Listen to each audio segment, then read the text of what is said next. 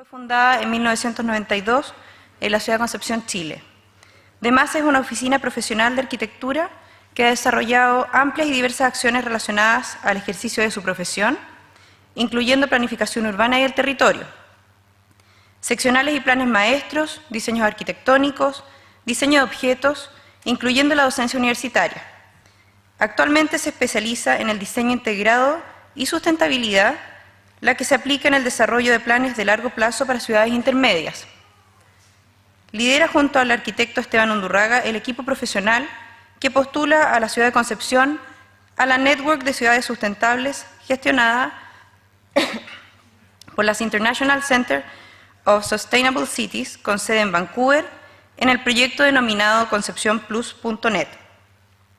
Actualmente sostiene una exploración y desarrollo de herramientas de inmersión utilizando engines o motores de videojuego, incubando una spin-out al interior de la empresa de arquitectura enfocada en el diseño de mundos sintéticos, elaborando junto a la Universidad de La Coruña, España, una herramienta de inmersión llamada Corcubión para un proyecto de modelación de ecosondas y batimetrías en conjunto al Consorcio Europeo.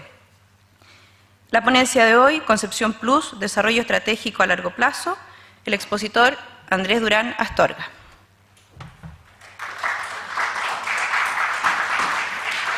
Aló. Hola. Hola, ¿se escucha? Sí. Buenas tardes, antes que nada agradecer por la invitación.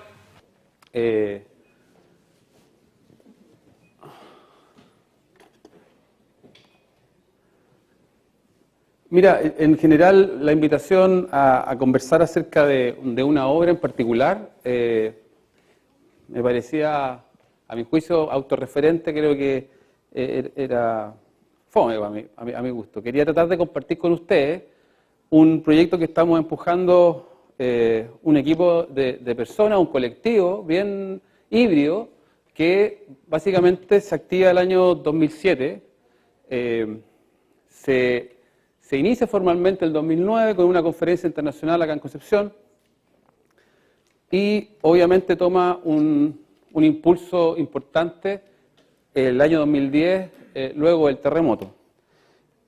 Hacía un rato largo veníamos con una conversación que se tornaba bastante marginal en el ámbito del mundo de la planificación, que tiene que ver básicamente con lo que entendemos por sustentabilidad, por lo que entendemos por básicamente un desarrollo que sea posible de prolongar en largo plazo. Y incipientemente estábamos viendo las acciones de diseño y acciones concretas en la ciudad de algunas obras en particular que hacían un gesto o un saludo a ese mundo, en el fondo. Pero el problema es que el fenómeno de la sustentabilidad es un tema que es sistémico, que no se va a resolver con una sola obra de arquitectura y que se resuelve colectivamente, de la misma manera en que se está creando esta dificultad que es global. De ahí que nace esta angustia amorosa por el futuro, en realidad. Yo creo que uno de los diagnósticos que nosotros hacemos para lo que está pasando con Hidroaicén no es que todos sepamos, en definitiva, cómo resolver el tema energético.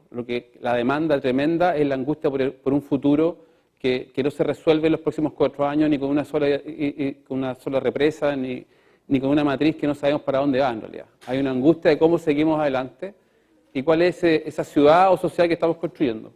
Yo les quiero invitar a una provocación, espero que les dé como para que conversemos algo.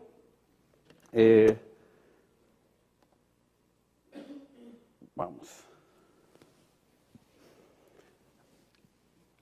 Esa es una frase que ya tiene casi 20 años y que viene del mundo del cyberpunk, que viene básicamente del mundo de las redes distribuidas y de los programadores.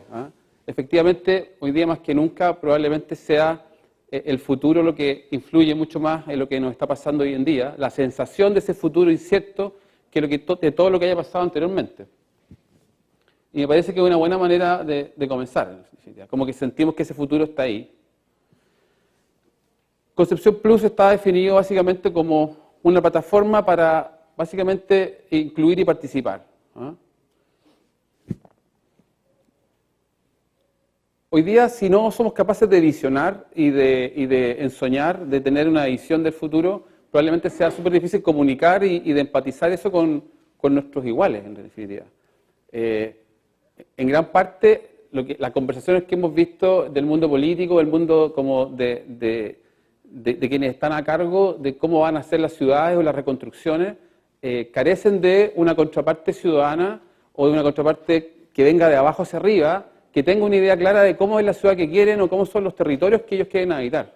En definitiva, no tenemos nada que mostrar y por lo tanto anulamos esa conversación y por lo tanto viene una imposición. Y esa situación obviamente crea esta tensión que todos observamos. La otra es como la sensación de que la emoción, en el fondo lo que estamos viviendo como fenómeno de actuar ahora a través de redes que no son centrales, que son distribuidas, permite todas estas conversaciones o estas narrativas que son totalmente colectivas. Lo primero, para entender un poco qué significa el largo plazo, es que todos estos procesos implican lo que se llama el scope, que básicamente es como el visionado, es invitar a cerrar los ojos y a ensoñar, más allá incluso de nuestra existencia, ver cómo podría ser ese futuro. Para eso hacemos un ejercicio así express de sustentabilidad, pero como en 60 segundos. Somos un pequeño planeta, no sé si se ve bien, a lo mejor si se corta la luz se aprecia mejor. Muchas gracias. ¿No es cierto? Somos este pequeño planeta en el fondo que aparentemente por mucho rato hemos sentido que estamos solos, probablemente no sea así, pero somos bastante únicos. Perdón.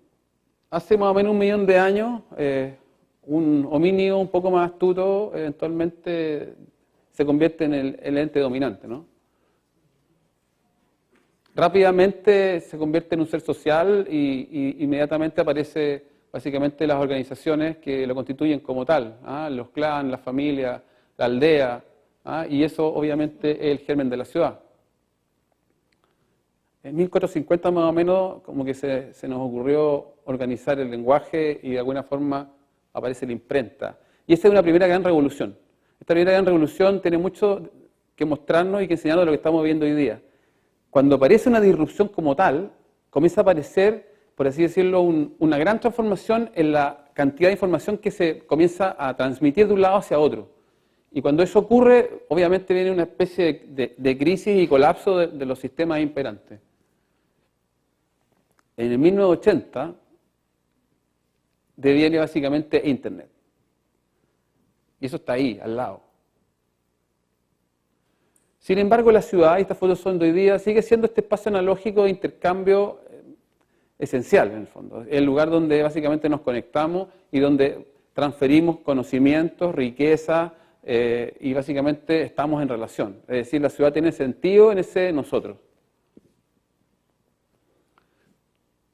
No creo equivocarme si planteamos que eventualmente la ciudad debiera convertirse probablemente en la innovación más importante que ha hecho la sociedad humana, en definitiva. Todo lo que ocurre y que cambia el devenir de las cosas ocurre en la ciudad. Y probablemente va a seguir haciendo. De hecho, cosa de mirar a China y ver toda la migración de campo a ciudad para entender que ese fenómeno comienza a ocurrir dentro de las ciudades. Un paréntesis que puede ser interesante, esto es como una navegación que estamos haciendo un poco aleatoria, algo espero que tenga sentido al final. El año 2008 asesoramos a la Fundación Imagen País con el objeto de participar del proceso como de insight que estaba haciendo este ente para determinar cuál era la identidad de Chile en el mundo. Y una de las cosas que nosotros estábamos haciendo a través de redes digitales era básicamente hacer searching y traqueo de contenidos y tendencias. Durante 3 o 4 meses asesoramos a este ente para básicamente explicarle, porque en su lógica que todavía era un poco analógica, el equipo básicamente era gente que venía formada en toda su experiencia de comunicación en los años 90, de que el fenómeno de Internet desde el año 91 en adelante, cuando Chile se conecta a Internet, había una cantidad de información demasiado valiosa que estaba persistentemente ahí en fondo y que había que recurrir a ella para entender que la identidad de Chile ya existía, que probablemente no teníamos nada que estar inventando y que esa conversación había que ir a verla, en el fondo había que ir a buscarla. Y en ese scope de ir a buscar a Chile las conversaciones del mundo, descubrimos un par de sorpresas interesantes. Lo primero era que los países no son los que conversan, ¿ah? Los que conversan son las ciudades. Las ciudades tienen una cierta identidad y comienzan a ser como un elemento identitario que conecta territorio y sociedad. Y son las ciudades las que de alguna manera comienzan a liderar esa conversación. Y obviamente ustedes revisan ahí y se van a dar cuenta que efectivamente esas ciudades más o menos son las que ustedes entienden que son las que están definiendo básicamente las tendencias, las conversaciones y hacia dónde va este mundo. Y a estas ciudades básicamente lo conecto con esta conversación porque se nos denomina ciudad como ciudad borde en el fondo. Porque en el futuro, y en este futuro presente, estas ciudades tienen la función esencial de convocar para producir el cara a cara. Es decir, el gran valor que tienen estas ciudades hoy día básicamente va a ser de que van a competir por traer el espacio analógico dentro de sí misma para provocar ahí ese intercambio. Ese va a ser el gran valor. Van a haber otras muchas ciudades que van a desaparecer dentro de esta categoría de virtualización de la información y donde el espacio público probablemente está degradado. Pero estas ciudades, si ustedes básicamente las observan, se dan cuenta que es ahí donde están ocurriendo las grandes conversaciones, es ahí donde nos encontramos, es ahí donde efectivamente se produce el face to face. La gran pregunta es por qué nosotros no podemos imaginarnos a Concepción dentro de esa misma categoría, en definitiva. ¿Ya?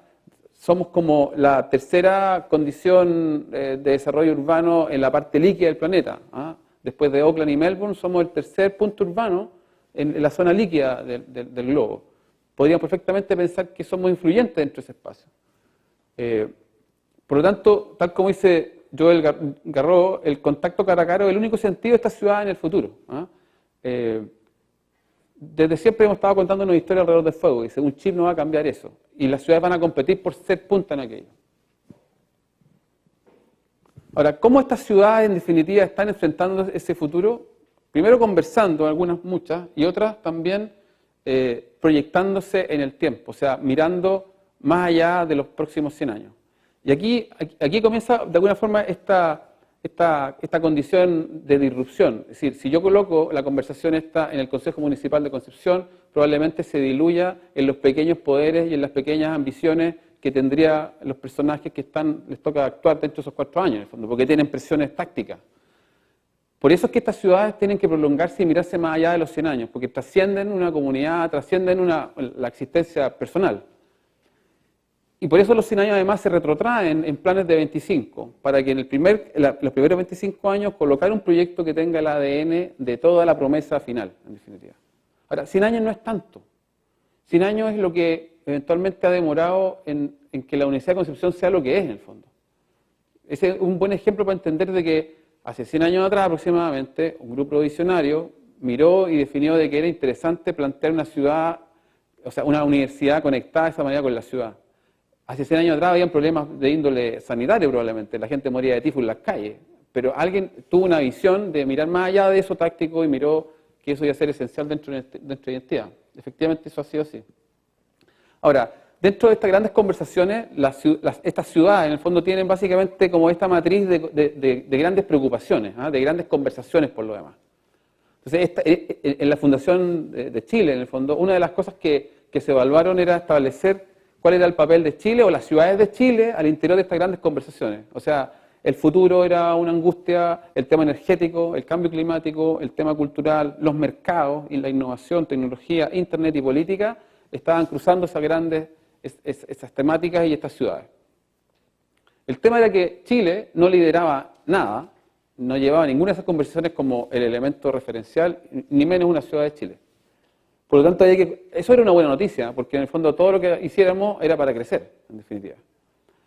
Ahora, lo importante, y se determinó que había algún tipo como de diseño estratégico para hacer que eso ocurriera. Y una de ellas, y me parece como bastante elemental y simple, era ser buenos anfitriones. ¿Ah? Convertirnos de verdad en grandes convocadores para que estas conversaciones ocurrieran aquí.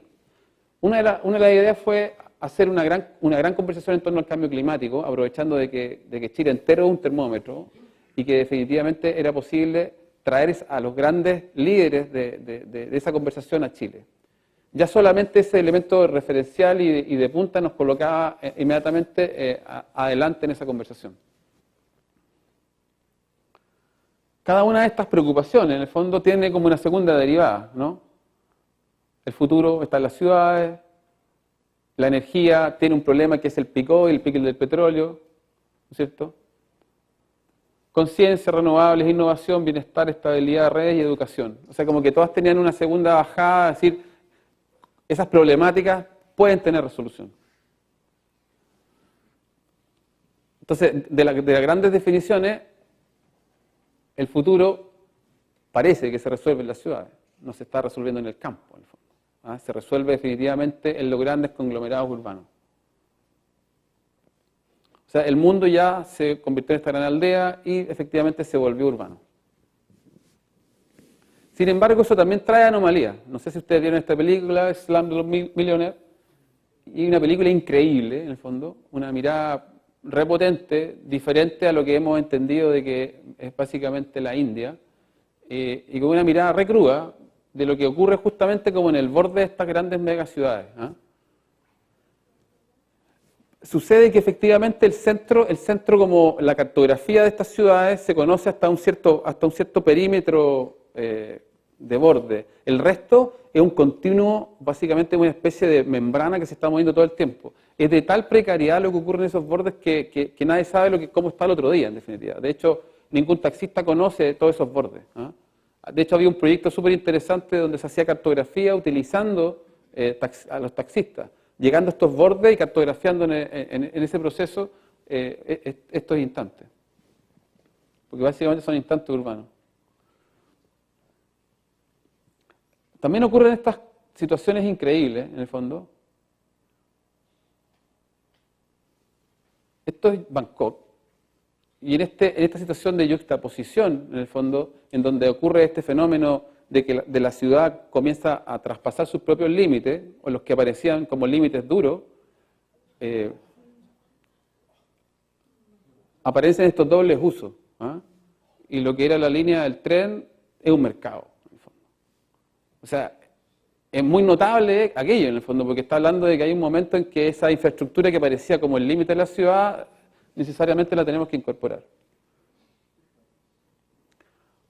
O un fenómeno como Tokio. Es una piscina pública. No se ve el agua. Es muy notable esta cuestión porque habla de un fenómeno urbano también que aquí obviamente no hemos experimentado aún. Espero que no lleguemos a eso en definitiva. Lo más increíble es que no hay audio, pero la gente está feliz, es un ¡guau! ¡Guau! Ustedes dicen, están todos felices. La ola, esa es la ola. Bueno, ese fenómeno de densidad está representado en miles y otras anomalías, o como por defecto. El Tamagotchi es una reacción concreta a la imposibilidad de tener un perro de verdad, en definitiva. O sea, no hay espacio para tener un perro, me invento el perro. Y tengo mi mascota, y ando con la mascota colgando, y le doy de comer, etc. O sea, es una reacción cultural que efectivamente es repotente, que tiene que ver con la dimensión de la ciudad y el valor del espacio de lo público, el del privado, etc. Una red de metro increíble, la red de Tokio. Y bueno, y hoy día también mirado que estas sociedades han estado enteramente modeladas por fenómenos que al día de hoy están absolutamente actualizados. O sea, el fenómeno Godzilla, el fenómeno de ese miedo enorme a lo que ya vivieron y a lo que están experimentando hoy día, modelan esas sociedades completas. No me cabe duda que van a salir adelante. El costo es terrible, pero obviamente esas fuerzas que los han modelado como sociedad los han constituido en lo que han sido. Son la tercera potencia económica del mundo y vamos a ver y vamos a ser testigos de alguna forma de esa transformación. Eso es un cementerio, es básicamente un columbario, ¿no? Al centro de la ciudad, edificios que están básicamente como en el downtown, tienen esta experiencia y además como en los pisos 7, 8 y 9, o sea, ni siquiera es que ocurra en entero el edificio, el resto son oficinas. Y en la mitad, en el fondo, hay un lugar donde tú puedes ir y dejar las cenizas de un ser querido. y luce más o menos así. O sea, hay un fenómeno que tiene que ver repotente con la transformación demográfica, ¿no? O sea, estamos en un proceso que es logarítmico, un proceso que es logarítmico, que ha hecho que vamos a llegar a los 9.000 millones de habitantes en muy poco plazo, en definitiva, y eso tiene un impacto súper potente sobre el planeta, en realidad. Por dos razones, porque hay como dos mundos, ¿no es cierto? Muchos más, por lo menos, pero aquí lo quiero reflejar en esto. Este estilo de vida, en el fondo, que promueve Occidente, requiere más o menos como 4,5 planetas para que se pueda ser sustentable, en definitiva, para que pueda vivirse de esa forma. Y aún así, un sado indio necesita igual un medio planeta en esa condición básica de renuncia. Igual el impacto de una sociedad así implica que nos comemos medio planeta para eso. Y ahí hay una tremenda conversación, porque en parte vuelvo a lo de Hidroaicén y todo este mundo de la crisis energética, etcétera. ¿Qué sociedad, qué ciudades queremos construir, etcétera? Si ustedes miran y revisan cuál es la conversación en el margen, cuál es como la cuestión así como realmente marginal, hay gente que está hablando de decrecimiento. O sea, que una de las maneras de ir o intentar hacer sostenible en este minuto, o sea, pegar un frenazo y ver cómo hacemos sostenible el mundo, es decrecer. Es decir, dejar de consumir por consumir, que es lo que mueve y calienta las economías, y dejar de desechar toda esa cantidad de basura que no sabemos dónde tenemos. No tenemos cerrado el círculo trófico. Entonces, todas esas preguntas aquí localmente en Chile todavía no están hechas. Cuando lo colocamos en perspectiva, Chile básicamente tiene un impacto por habitante como de 3,75 hectáreas por habitante. Estamos hablando de huella, de su huella ecológica completa, o sea, todo lo que significa el uso del carbón necesario para la energía que requerimos, el pastoreo, la cantidad de bosques, pesca, cultivo, todo eso en el fondo hoy día está generando ese impacto. Ahora, esto habla de que efectivamente hay una transformación también energética, o sea, se viene un mundo que de alguna forma nosotros ya visoramos, ¿eh? Y si todos somos de Concepción, pues vamos a poder recordar esos minutos así como terribles. Existe este oxímoron, por así decirlo, esta cosa un poco esquizoide, de que tú ves a los líderes del mundo, no se salva nadie, que habla de que vamos a hacer un crecimiento del 6, del 4, del 5, da lo mismo, pero tú creces eternamente. Pero está basado básicamente en un componente material que es finito, que es la tierra y sus recursos. En el fondo. Eso no hay por dónde, no podemos sacar más energía que la que es posible generar. Pero queremos seguir creciendo. Esa definición, esa pregunta que parece una situación imposible, es a la que estamos enfrentados. Y por eso es que estamos viendo esta sensación de incertidumbre global. Un café, por ejemplo. Un simple café tiene esa huella, 140 litros de agua, una taza de café, la que nos vamos a tomar después, seguramente, cada vez que ocurre algo como eso, tiene un impacto tremendo sobre nuestro medio ambiente. Este cuadro es bien loco, porque en realidad habla como del peak oil. Algunos lo habrán escuchado. Esto viene ya de hace mucho rato en el fondo, y esto lo propuso un científico norteamericano que planteó casi en los 60 que estudiando un solo pozo del mundo y la manera en que se generaba su producción era posible establecer que todos los pozos del mundo se iban a comportar como un solo gran pozo, porque eran básicamente recursos finitos.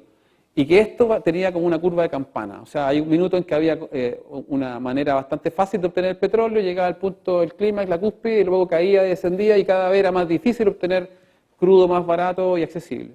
Bueno, así se ha ido comportando esto. Se plantea que más o menos, ahí están los eventos más importantes, que el 2005 habríamos llegado a ese punto de máxima producción y consumo, de acceder a recursos de petróleo accesible y barato. Y que después lo que viene básicamente es una caída con una serie, si se fijan, de eventos bastante importantes como blackouts, como colapsos financieros, como desórdenes civiles y sociales, etcétera. Cosas que si prendemos la tele ya cachamos que estamos metidos en la mitad de esa película en realidad. O sea, no es que alguien esté diciendo qué mal agüero en el fondo. Y cada vez eso se va como extremando más. cuando uno se mete más en el tema, sobre todo del mundo geopolítico, te das cuenta que por qué se están moviendo las guerras, y las guerras se están moviendo hoy día por el petróleo, por el agua. Entonces, esos fenómenos ya están aquí.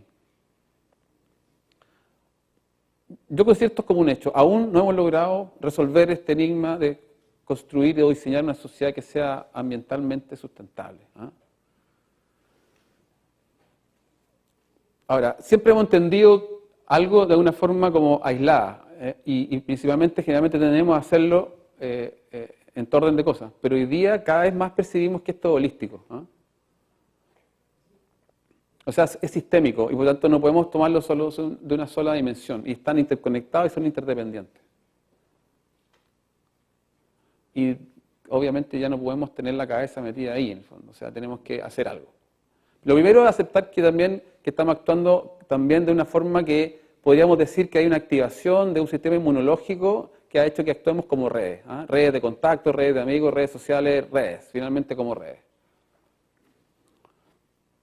Este fenómeno es re potente porque en el fondo nos mostró algo que tiene que ver justamente con el impacto de un solo evento que es como estocástico y que nos mostró cómo puedes colocar en el centro del mundo, en este caso, una narrativa, un dato que ocurrió fortuito, pero que colocó a Chile básicamente en el centro del mundo. 33 mineros, 2 meses, un rescate, 15 minutos de fama, 1.200 millones de espectadores. A mí me tocó presentar esto en Buenos Aires, y cuando contaba acerca de esto, primero ellos veían desde allá esto, pero cuando veían el círculo completo y les comentábamos cómo se había resuelto finalmente, ellos entendían de que se había hecho un gran trabajo en el fondo. Lo que no aceptaban era como que el orden de las cosas se iba a mantener más o menos igual en el futuro, y se referían a las condiciones laborales, etcétera, que probablemente había sido un gran hit del gobierno.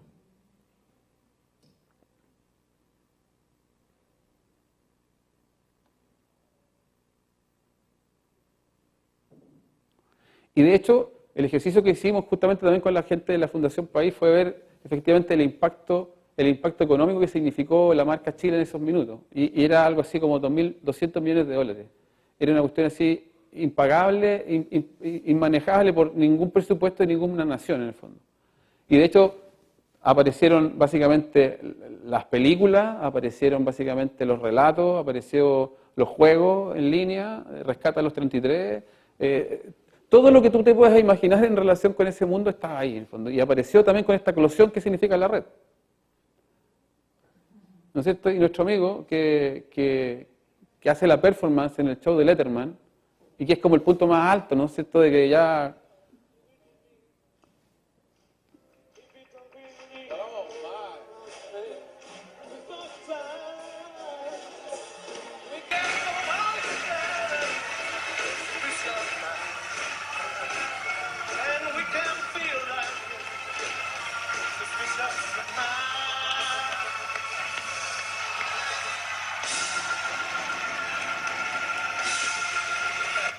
Increíble.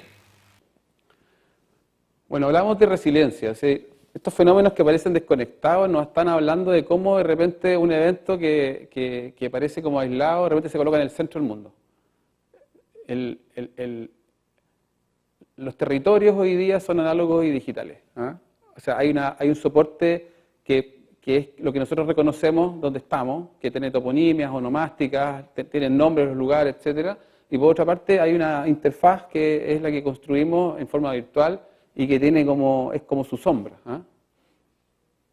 Si imaginamos eso como que hay un evento disruptor que ocurre en Concepción, ¿no es cierto?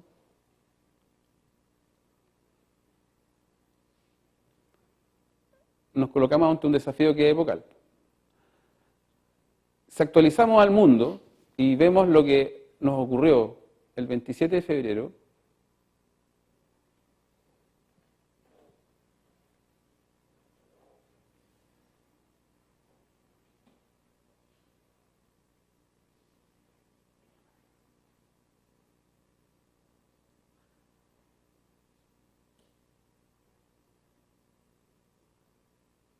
todo eso que vieron ahí, en el fondo, se parece, o son bastante los puntos que estaban en la caída de la curva del petróleo. Estaban los colapsos financieros, el alza de precios, el desempleo, la incomunicación, los racionamientos, el colapso financiero, el crimen, desorden civil, insalubridad y seguridad alimentaria. Todo eso ocurrió en 3 días y se juntó. Fue como cuando uno sipea la realidad. Lo juntó todo en un momento y obviamente colapsó el sistema.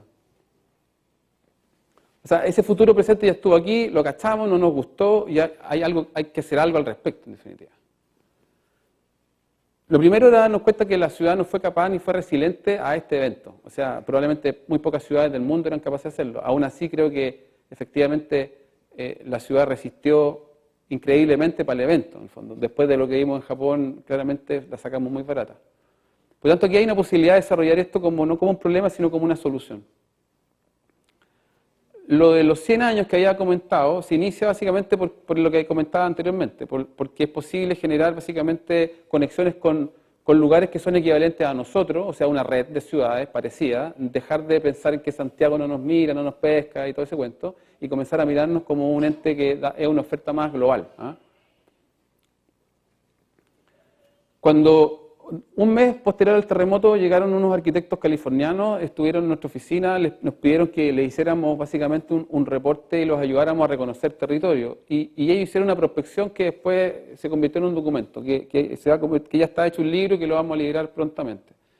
Pero ellos hicieron básicamente un rápido análisis de lo que ellos veían en esta reconcepción del territorio. La primera de las cosas que se preguntaban era, con esta imagen, estos documentos son de ellos, decían, si Chile realmente estaba globalizado o si verdaderamente estábamos aislados, seguíamos aislados. ¿Cómo nos sentíamos en la práctica?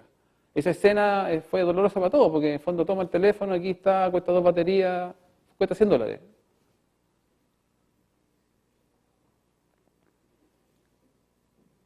Ellos hacen estas mediciones que son bien interesantes. Ellos decían, solamente hay 2 ciudades más pobladas que Concepción en este nivel del planeta, en el fondo. Y básicamente son Melbourne, Auckland y Concepción, o sea, 3,9 millones de habitantes, 1,3 y Concepción que tiene 1.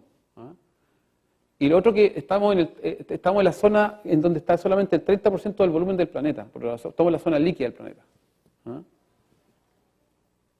O sea, esta idea de MAC, hay más cosas en común con Melbourne, con Auckland y Concepción, si nos metemos en esa trilogía, se pone como interesante en el fondo. De hecho, Nueva Zelanda tiene mucho que ver con nosotros y han sufrido eventos también sismológicos así potentes. Estamos conversando con ellos, nos interesa qué pasa allá, etcétera. Yo creo que hay cosas que hacer ahí. Entonces hacen todo un análisis de lo que significa Concepción, lo que significa California, comienzan a medirlo en términos de peso demográfico, población. Ustedes saben que si California fuera un país, debería ser como el 13º país o economía en el mundo, en el fondo, o sea, son otras magnitudes. Pero están preocupados porque tienen una laguna sísmica importante, están a punto de enfrentarla, querían ver cómo habíamos resuelto eventualmente, cómo se había resistido a este evento. Nosotros tenemos 3 o 4 pasos sobre nivel, ellos tienen 200, 1000, no sé, estaban realmente preocupados. Entonces vinieron a mirar qué había ocurrido con el tema demográfico, el transporte, la economía, etc. Y inmediatamente hicieron una mirada así como territorial. O sea, lo primero que ellos miraban era, ojo, nosotros estamos aquí con la posibilidad básicamente de vincularnos desde el punto de vista aéreo, ahora ya, por un tema absolutamente como administrativo, con economías más importantes que la nuestra. El aeropuerto de Carril Sur puede comunicarse ahora ya internacionalmente con 2 vuelos a la semana que están absolutamente soportados con Buenos Aires, que es la 13ª economía urbana del mundo. No entendían por qué no estábamos volando directo a Buenos Aires y por qué pasábamos por Santiago. Lo mismo planteaban de que unir el Pacífico con el Atlántico, que esto es un tema que viene hablándose pero hace mucho tiempo, de alguna forma se puede hacer bajando la distancia de 17 a 11 horas entre Bahía Blanca y Concepción. Hay que hacer un par de horas no menores importantes, pero en el fondo es posible. Otra conexión con el territorio, estamos hablando de Atlántico-Pacífico. Y ya en su volada máxima, súper interesante, comenzaron a hacer un análisis de por qué no hacíamos un puerto en el río. ¿Por qué no pensábamos en la ciudad como Hamburgo? Que en el fondo está al interior de la ciudad el puerto y que en el fondo lo que se hacía era dragar toda la zona que da hacia el río, hacia el mar, en el fondo, y generar ahí un puerto que se convierte también en una barrera natural contra los propios tsunamis que podrían eventualmente venir desde el propio río. pero pensaban de que un puerto, con todo lo que significa, que es la conectividad con el mundo, con la exportación y con la idea de que sea resiliente también a estos eventos, podía ser un buen lugar. Esto da pie para pensar en muchas cosas. De hecho, superpusieron el proyecto de Kenzo Tange para Tokio, en la bahía de Tokio, después de cuando se hizo la reconstrucción de Tokio, y comenzaron a elucubrar estas conversaciones así de gran vuelo, en el fondo. Era repotente porque, en definitiva, no tenían el apego hacia nosotros respecto del territorio y esta cosa de soñar en pequeño, o sea, como no imaginarnos una magnitud mayor. Y así fueron desarrollando varias ideas en torno a la reutilización de básicamente de los cerros islas, de la conectividad, de generar capacidad de tener básicamente resiliencia alimentaria. No sé si ustedes saben, pero en la octava región no tiene ninguna capacidad de alimentarse por la suya, en el fondo. Exportamos más del 50% de toda la alimentación. Quiere decir que un colapso de vía en muy poco rato nos complica el tema de la existencia. Entonces, resiliencia alimentaria, de la capacidad de generar una ciudad mucho más verde que pueda producir sus propios alimentos, conectividad, etc. Entonces, el Concept hace una mirada diferente de la ciudad, que básicamente es una red, en donde lo que primero hay que activar es la ciudadanía. Probablemente una de las cosas que vimos, el mayor quiebre, fue que nos hemos convertido mucho más en clientes, en consumidores y no ciudadanos, en definitiva. Y por eso hay poca capacidad de entender cómo puedes participar, ¿eh? Lo que hace la Organización de Ciudades es que actualiza el mundo, te coloca en red, te invita a participar, te invita a ciudades pares. Hoy día las únicas ciudades de América son Salvador, Bahía y Curitiba. No hay ninguna ciudad en el cono sur. Y hoy día, como una buena noticia, es que Corbiobío ha adoptado, por así decirlo, como eje de su propuesta a este proyecto, y eventualmente va a ser la propuesta que vamos a proponer al gobierno central, en donde lo que hace Corbiobío, lo que hace Conceplas, no es diseñar una ciudad, sino invitar a todos los agentes vivos de la ciudad justamente a promoverla, a visionarla, y que esa documentación que debe durar aproximadamente un proceso de 1 año y medio más o menos, para que participen todos, sea básicamente la carta de navegación para la región, para el sistema de ciudades de la región. Estas son las ciudades que hoy día existen dentro de esa red, en el fondo. Suficientemente diversas como para que hayan casos súper diferentes. No tan grande la red como para que no podamos tomar contacto con todas y cada una de ellas. Y lo otro más importante, ninguna de esas ciudades es capital. Son todas ciudades que no tienen la capital de su país, ¿no? O sea, hay una ciudad súper interesante como Durban en Sudáfrica que ya inició el proceso. Hay ciudades pequeñísimas, o sea, casi comunidades como Matamoros en México. O sea, hay de todas las escalas en realidad.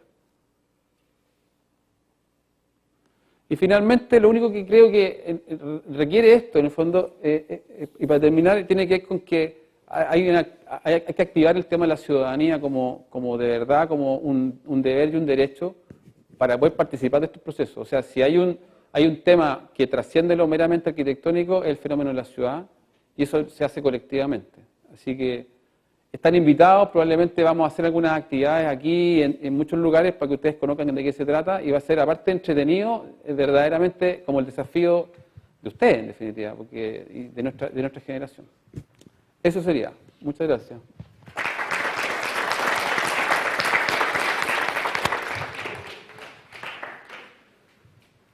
Bueno, ahora vienen las preguntas. Si quiere alguien preguntar, Sí. disponible total.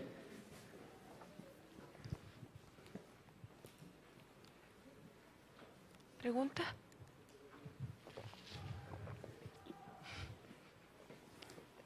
Los que están durmiendo acá.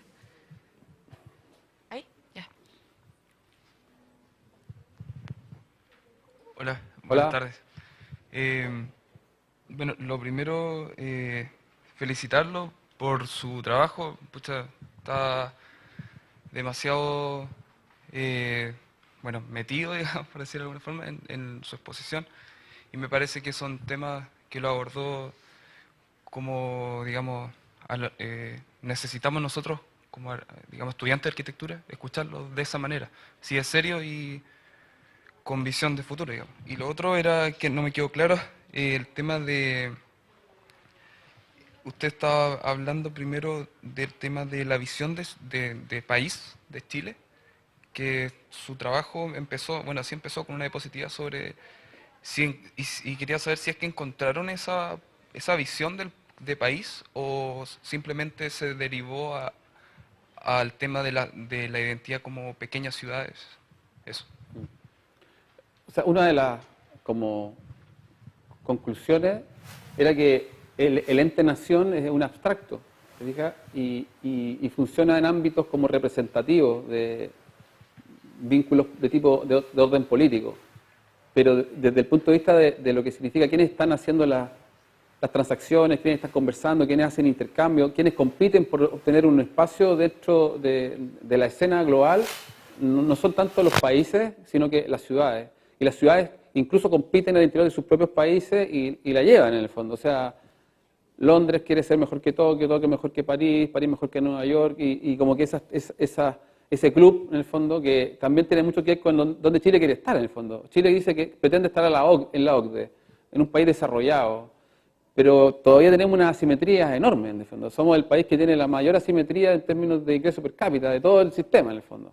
Mientras eso no comience a funcionar, probablemente vamos a estar muy lejos. O sea, las conclusiones fue, si queremos competir dentro de todo, la matriz país Chile se convierte como un elemento aglutinador, sobre todo de un territorio tan diverso y heterogéneo. O sea, no estamos tan cohesionados desde el punto de vista territorial. Pero sí aparentemente tenemos unas cosas como súper extrañas. Es decir, probablemente tú encuentres, eso lo conversaban ahí, gente que también eran extranjeros dentro de la conversación, decían, es muy difícil en Nueva York encontrar en tu oficina el otro día en el trabajo alguien que haya visto el mismo programa de televisión. ¿Cachai? Aquí todo el día, mañana, todos han visto el mismo programa. En Coyhaique y en Arica probablemente están todos compitiendo por saber qué le pasó a tal o cual persona y es la misma persona. Es una rareza, ¿no? Lo otro es que la televisión, en términos como más media, ya no comienza a ser un elemento tan aglutinador en términos de las conversaciones. De hecho, los canales públicos apenas se sostienen en los países desarrollados y es muy raro. Y eso tiene que ver básicamente que la ciudad entera es un ente tremendamente potente en términos de generar información. Entonces, la ciudad es demasiado entretenida para perder el tiempo, en el fondo, sentándose delante de la caja tonta. En la ciudad es donde están ocurriendo los fenómenos. O sea, me parece que tenemos una capacidad todavía muy pequeña de hacer networking y de conectar con las redes de interés que nos preocupan y que nos interesan. Las redes son por empatía. O sea, yo me conecto con alguien porque me interesa la conversación que está llevando, porque me interesa el desarrollo que está haciendo. Yo quiero saber en qué eres bueno tú para poder llamarte cuando hagamos algo, para hacer algo juntos, en el fondo, porque eres parte del capital social de esta ciudad, en definitiva. De repente la ciudad se entiende como una serie de infraestructuras, como caminos, puentes, plazas, etcétera. Pero en realidad es una plataforma de colaboración y de competitividad. Pero es muy raro saber qué está haciendo el vecino. De hecho, fue una de las cosas que apareció luego del terremoto. Nos dimos cuenta que teníamos a alguien al lado que no habíamos saludado en años y que en ese minuto era importante hablarle. Llegó la luz y como que nos volvimos a meter en la casa. O sea, hay una anomalía bajo ese punto que tiene que ver con idiosincrasia, con la manera en que probablemente hemos ido adormeciendo, pensando que el país funciona, pero en realidad lo hemos abandonado un poco. Y yo creo que parte del abandono y de, por ejemplo, de ver que hoy día no hay una conducción clara para la reconstrucción, es porque faltan los ciudadanos en eso. Y los ciudadanos sentimos la sensación del estómago, o sea, que hace que la gente salga a la calle a colocar el cuerpo. O sea, para mí es como un caso bastante extremo cuando colocáis el cuerpo ahí para defender una idea, ¿no? O sea, porque quiere decir que no están los canales, quiere decir que algo está fallando y que no lo estamos haciendo bien, ¿te fijas? Pero síntoma de que hay una anomalía. Entonces, yo creo que hay una oportunidad en Concepción, en la región particularmente, para intentar liderar. Pero para eso, a mi juicio, es que hacen falta también como una escuela de liderazgo. Así, ¿sabes qué significa? ¿Cachai? Que el mundo cambió. Que olvídense que es muy probable, muy raro que alguien después de titulado los llame por teléfono para pedirles que le haga un edificio. O sea, eso no va a ocurrir. O salen a buscar la vida y sus proyectos y emprenden, o definitivamente no calzan. Ese es probablemente un cambio epocal como así, grosso. Ya se acabaron las carreras, en definitiva. Las carreras no existen. Lo que existen son básicamente profesionales que entienden leen el partido y entienden de que hay que desaprender una gran cantidad de cosas y generar dentro de su propia oferta algo que genere valor en los demás. Es ahí cuando comienza a haber un círculo virtuoso y comienza eventualmente como a haber un flujo, un loop valioso en que hay trabajo, hay oportunidades, hay innovación, etc. Pero eso parte también por conversar, por la capacidad de conectar con los otros. O sea, si no hacemos redes así potentes de contenido y de empatía, vamos a andar solos por el mundo. Y es una cultura como del ADN chileno. Somos insulares, nos sentimos aislados, cordillera, desierto, mar, etcétera, y por lo tanto no hablamos con el otro, así de simple. Yo creo que eso hay que cambiarlo.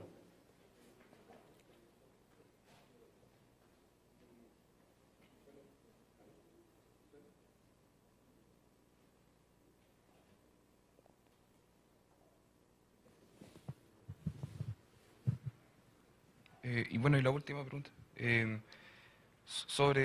Porque este discurso parece muy como bueno, usted mismo lo decía, como de borde, digamos, o sea, estamos mirando de aquí al pasado, o sea, perdón, de aquí al futuro y de aquí a 100 años más. Y me consulto, por ejemplo, sobre el tema de la construcción identitaria. ¿Qué opinión tiene, por ejemplo, con el tema de las reivindicaciones étnicas o lo que tiene que ver, digamos, desde de hoy al pasado?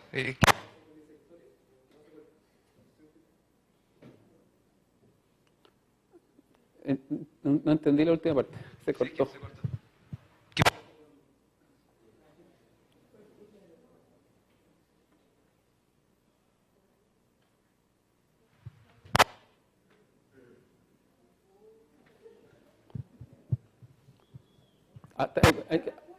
Creo que entendí algo acerca de las reivindicaciones étnicas, eso. Sí. Sí. Sí, sí, sí. Sí, o sea, creo que yo tuve un maestro que una de las cosas que me removió cuando hablábamos acerca de Chile, le apasionaba la historia de Chile, él era arquitecto, don Jaime Garretón, me dijo, nosotros probablemente no tengamos un legado arquitectónico ni tengamos una ciudad sobre otra como en Europa, en el fondo, que vas sacando una capa sobre otra y aparecen los galos, aparecen los romanos. Nosotros tenemos una historia poderosa, una historia de constitución de nuestra identidad como nación, como idea de pueblo. Y ahí, obviamente, han participado en forma importante los pueblos originarios. Yo creo que en ese sentido no hemos sido capaces de entender el valor de esa cultura ancestral, de esa inteligencia en la historia por entender el territorio, y que hoy día básicamente se ve en una polaridad enorme, es decir, ellos con una idea de que no son parte de la idea de Chile, ellos sienten que son una nación, básicamente porque miran la idea de que una lengua más un territorio te constituye nación, no entienden la lógica de la manera, la geopolítica, ¿no? De cómo están divididos los territorios y por qué pasó este cuento y esto, porque básicamente es una mirada súper occidental, una mirada que viene de otro lado, europizante absolutamente. Pero lo peor que podemos hacer es como intentar, o sea, yo creo que la sensación es, yo no sé cuántos de aquí conocen, por ejemplo, la Piedra del Águila y cuántos han ido básicamente hasta al interior de Cañete Profundo y conocer efectivamente esas tradiciones y conocer eso. Cuando te conectas con eso, te das cuenta que hay una cantidad de cosas potentes que son ofertas, primero, hiperlocalizadas, tan endémicas que van a ser tan valiosas porque están a punto de desaparecer en definitiva. Entonces, hoy día en el mundo, cuando tú quieres competir con cosas como la protección de esos valores ancestrales, lo primero es colocarlas en un altar y mostrarlos como algo que es un recurso, como un patrimonio no solo nuestro, o sea, nosotros somos como el escenario donde ocurre esto, es de la humanidad, ¿te fijas? Entonces, cuando de pronto la UNESCO decide que el canto védico, que es una cultura absolutamente oral,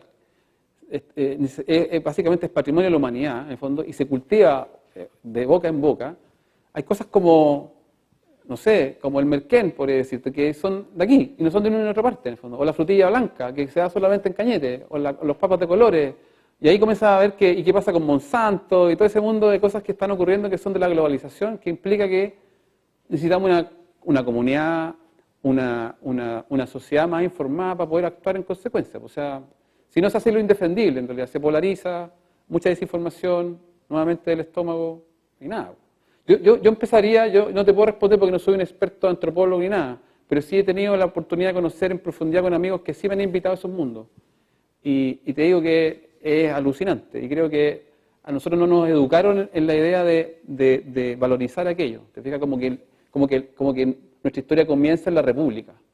¿Ah? Y como que ahí están los grandes héroes, pero no te cuentan la otra cosa. Yo creo que ahí hay un olvido. Y me parece que nunca es tarde para meterse en aquello. En el fondo. O sea, me interesa. Creo que hay valor en aquello. O sea, no es menor que cuando tú sales de una ruca mapuche, la puerta es más baja porque hace una reverencia cada vez que sales. Y está orientada básicamente al amanecer y tenés tu guardián en la puerta. O sea, la manera en que está organizada la economía, hay mucho que aprender. Y probablemente eso debería ser parte de nuestra cultura general, pero no lo es.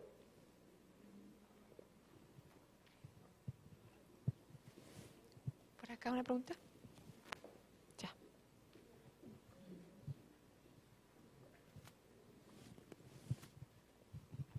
Hola. Hola. Bueno, también agradecer la charla porque faltaba un poco un impulso medio anárquico con respecto a lo que es el desarrollo. Pero yo tenía una duda con respecto a lo que es el tema del celular, específicamente en esa imagen que me quedó como... Porque incluso como que se puede visualizar que la agua estaría como riéndose. Yo una vez leí un libro que me llamó un poco la atención de Rem Koolhaas que se llama Límites Difusos, ¿Ya? donde explica un poco el tema, y me gustaría, ¿cómo podría explicarme usted o cómo visualiza el tema, por ejemplo, del celular? Porque el celular, al ser una herramienta de contacto, también genera emociones y estimula. O sea, ¿se pierde un poco el límite espacial o existe? No sé, eso es. Mira, aquí había una frase con la que no alcancé a terminar, pero esto corresponde básicamente, cuando estuve en Buenos Aires contando el fenómeno del terremoto, nos invitaron para contarlo de Conceplas. Y resultó que la directora de este Centro Cultural San Martín de la Ciudad de Buenos Aires contó una anécdota, así, que para ellos fue como súper fuerte. Decían, terremoto en Chile, muchos argentinos con amigos chilenos, nadie sabía nada. Pasaron unos días, una semana, y de pronto la llaman al Centro Cultural y le dicen, necesitamos ayuda, queremos llevar ayuda a Juan Fernández. Ya se sabía que había sido arrasada, etcétera. Entonces ella pregunta, ¿pero cómo puedo ayudar en el fondo? Y ellos desde Chile, alguien le comenta, le dice, necesitamos un payaso y un mimo. ¿Y por qué? Necesitamos hacer reír a los niños. Y ella consigue dentro de su set de amigos y participantes y mandan, y dice, estuvieron una semana. Demoraron una semana más o menos en lograr que la comunidad de niños comenzara a jugar y comenzara a activarse y comenzara nuevamente a sonreír. De eso surge un proyecto que se llama como botiquín cultural. Se dieron cuenta de que estábamos llenos de catástrofes, estamos llenos de quiebres políticos, sociales, etcétera, y que la cultura algo puede hacer para reactivar la comunidad. O sea, la comunidad queda en shock. No sé si han leído la teoría del shock de la Naomi Klein. Busquen Naomi Klein, es una periodista canadiense muy potente, antisistema, y habla justamente de que hay un momento en que, por así decirlo, esto tiene que ver con la manera en que se tratan los pacientes en psiquiatría, en el fondo. El electroshock, que fue una terapia utilizada muchísimo en los 40 y todo, y todavía se sigue usando en el fondo, genera un estado como de no voluntad. ¿Ok? Bueno, ella hace el símil de que hay eventos de tipo global que provocan lo mismo en la sociedad. Y cuando eso ocurre, en el fondo, es posible instaurar una cierta control o normas que en modalidad normal no habría ocurrido. ¿Ok? Y coloca como evento, por ejemplo, las Torres Gemelas, coloca eventos, el Katrina, una serie de eventos así que son disruptivos, que nadie espera y que en ese momento como que el papá Estado, el mundo poder, es capaz de hacer cosas. Y en ese libro es como súper heavy porque en el fondo plantea de que Chile, particularmente Chile, fue uno de los lugares donde se instauró la economía liberal basada en la mirada de Friedman, justamente porque fue la oportunidad de que un gobierno pequeñito que se hizo del poder de Pinochet en el fondo dijo, aquí podemos hacerlo y aquí experimentemos. Fue como una eclosión esa cuestión. Entonces, efectivamente, el fenómeno que tú planteas de cómo estos fenómenos difusos, de que si el teléfono, de que si la no lugaridad, de que estamos aquí y estamos en muchas partes, efectivamente se pueden conectar con lo físico, o sea, están relacionados con el mundo físico concretamente. ¿Ah? Nosotros hicimos un levantamiento, un proyecto que tenía que ver con eso, que era básicamente, que se llamaban los territorios emocionales. ¿Ya? Lo hicimos en Dichato, en la aldea del Molino. ¿Ya? Lo que hicimos fue básicamente entregarle a la gente un dispositivo que era una cámara de video de alta definición. Le hicimos un taller de capacitación, les explicamos cómo funcionaba el dispositivo y les pedimos que ellos fueran los narradores de su propia historia, en definitiva, que iba como de la oscuridad a la luz. ¿Ah? Entonces, esta cuestión nos asociamos con una ONG suiza que se llama Avina. Ella nos escribió el proyecto, nos dio las facilidades, nos prestó las lucas, compramos los equipos, hicimos la facilitación. ¿Ya? Y el cuento era desarrollar básicamente una red social de líderes que nacieran justamente de la idea de poder contar tu propio cuento sin que pasar por los medios tradicionales. Porque ellos entendían de que luego de una semana el terremoto y luego de una semana que había ido Piñera, el presidente, el gobierno, el que fuera, ¿qué hacían para que lo volviera, en el fondo? Para que vieran que seguían igual. Entonces ellos decían, bueno, tenemos que quemar los neumáticos. Entonces decían, así no van a llegar nadie, porque estáis con el puro dolor de guata, la gente no quiere eso, en un rato más no vaya a ser noticia, van a ir los pagos y va a ser todo mal. Así que contemos una historia épica de básicamente de reinvención. Y la idea era hacer, y este es un dato relevante, es meternos en esto.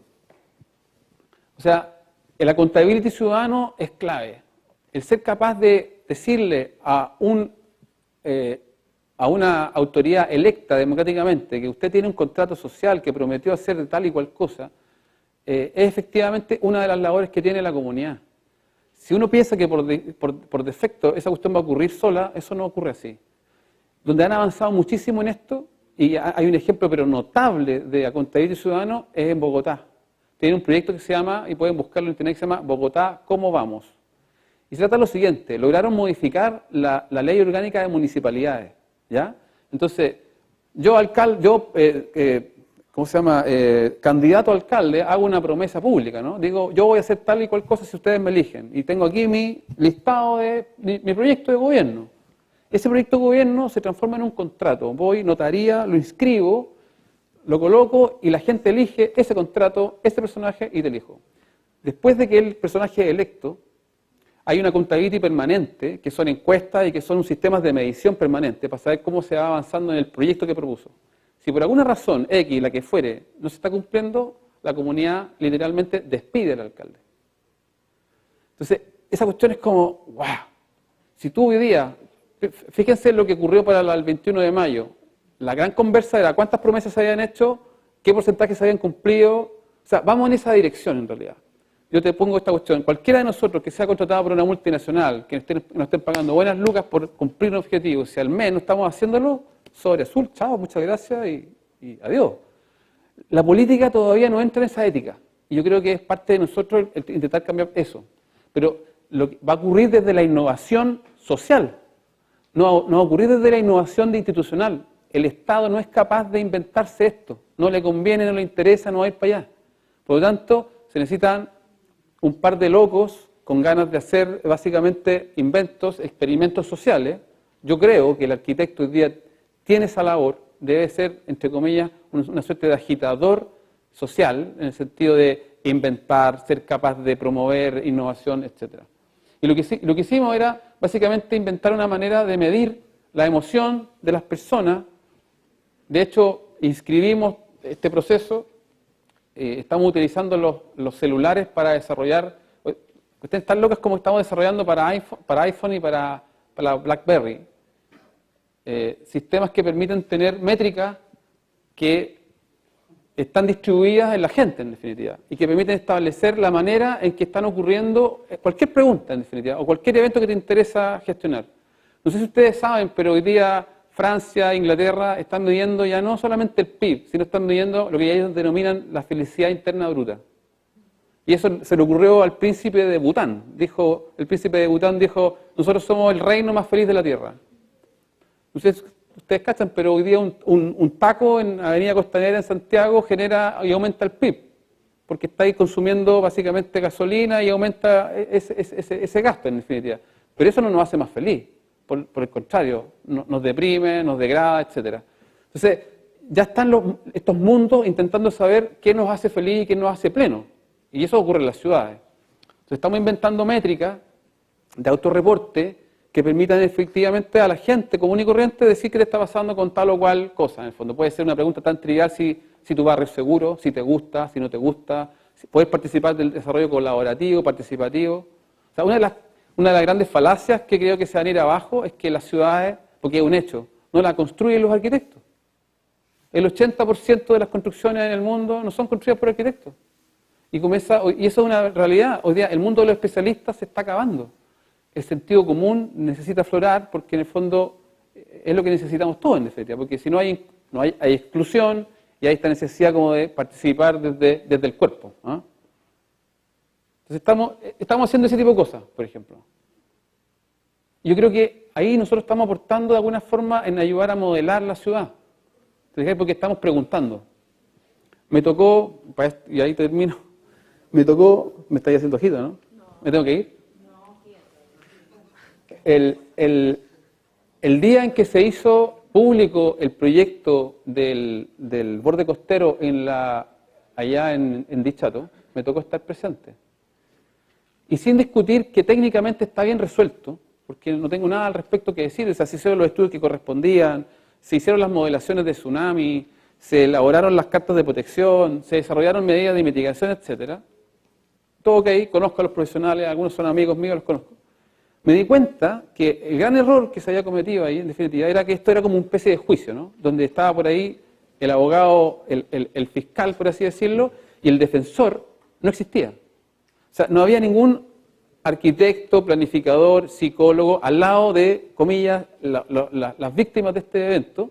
Por lo tanto, ellos no tenían ni una capacidad para leer lo que los especialistas se habían esmerado en hacer durante 7 meses, encerrados. Nadie sabía qué estaba ocurriendo. Y en 45 minutos les explican de que el agua entraba a 3 metros por segundo y que eso era... Y la gente dice, pero ¿cómo 3 metros si el agua me llegó aquí y después acá? No sabían lo que era 3 metros por segundo. O sea, efectivamente se produjo una especie de un desfase y lo que la gente hizo en ese momento fue bloquearse. Miedo, no me gusta tu plan y se produjo el bloqueo. Eso fue lo que ocurrió. Entonces, lo que nosotros comenzamos a hacer fue a colocarnos a disposición de la gente para usar los planos y explicarles qué significaba cada cosa, que no estaba todo mal, en el fondo habían preguntas normales, pero en general faltó la inclusión, pues les faltó la conversación con la comunidad para que ellos participaran desde el inicio. Yo creo que eso es un sentido común y que no es tan común eventualmente. Entonces, creo que ahí, hoy día, por ejemplo, hay un espacio tremendo para generar ahí, por ejemplo, innovación social. O sea, está aquí, a 20 minutos de acá. Hay 500 familias, ¿cierto? Hay como 2.000 personas que todavía no van a resolver bien el cuento y que requieren condiciones bastante elementales de repente para reinsertarse en el mundo productivo. De repente un préstamo de 50 lucas, en el fondo, hace que alguien emprenda. Entonces, hay testimonios súper crudos de gente...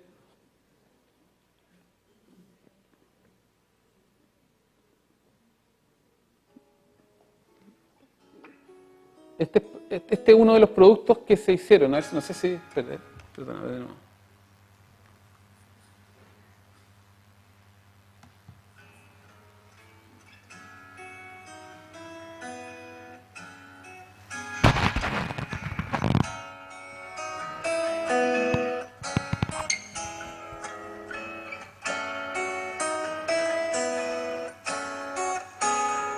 Hola, mi nombre es Andrés Durán, soy de profesión arquitecto, tengo 44 años, soy casado, tengo 2 hijas. Mi nombre es Margarita Contreras, tengo 35 años y vivo acá en la aldea. En este momento no estoy trabajando, soy dueña de casa. Bueno, hola, mi nombre es Marco Busto, tengo 47 años, casado, 2 hijos. Bueno, mi profesión es pescador artesanal. En este momento no tengo trabajo, estoy viviendo aquí en la aldea del Molino. El terremoto a mí me afectó en particular mi casa no la perdí con el mar porque se salvó mi población, 4 casitas. Y entre eso estaba mi casa. Toda mi vida la dediqué al mar y lo que en algún momento le dije a mi esposa, lo que logré en una vida de esfuerzo y trabajo en el mar, en un minuto y en un abrir y cerrar de ojos, el mar me lo quitó.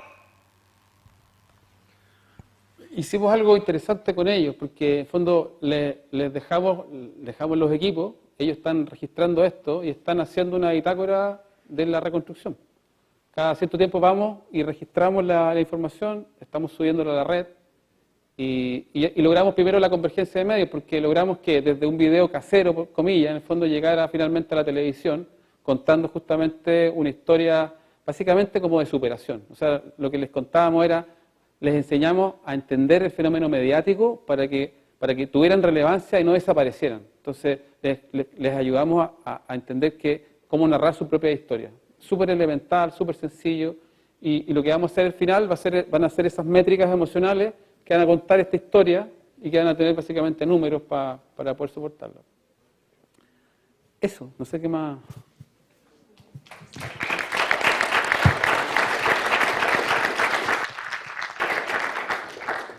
Muchas gracias, Andrés. ¿Alguna otra pregunta? Sí. ¿Quedó algo, no? No. Muchas gracias por venir. Gracias.